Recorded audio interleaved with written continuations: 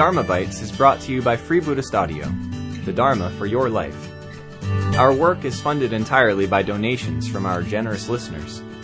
If you would like to help us keep this free, make a contribution at freebuddhistaudio.com/donate.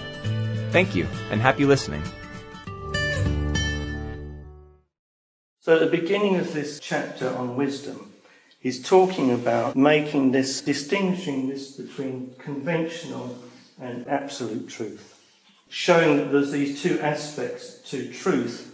What he's trying to do is create a doorway between them, to avoid us building a bias or a kind of clinging on either end of these two poles of experience.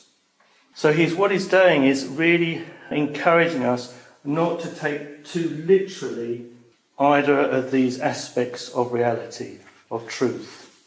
What he says further down, he says, it's a kind of plea or sort of cry from the heart, almost despair. When shall I respectfully teach emptiness and the accumulation of merit in terms of conventional truth and without reification to those whose views are reified?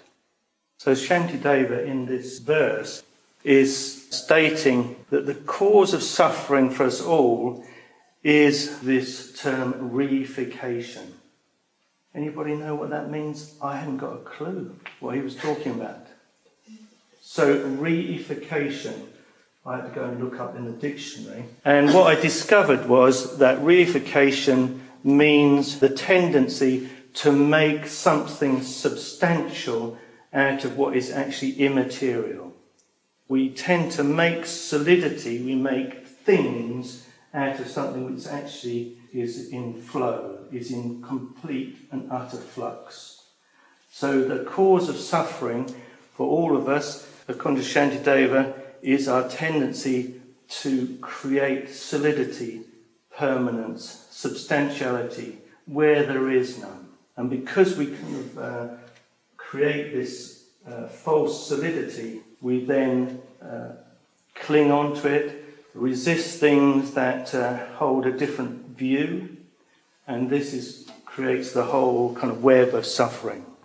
An example of reification would be to imagine that a magician's tricks, a magician's illusions are real.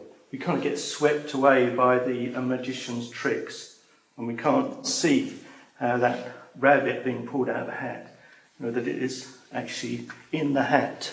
And the other traditional one is when we go into a dark hut, a dark room, and we see something coiled up in the corner of the room, and we think it's a snake. What happens is that the body kind of responds with fear to this, what we believe is to be a snake.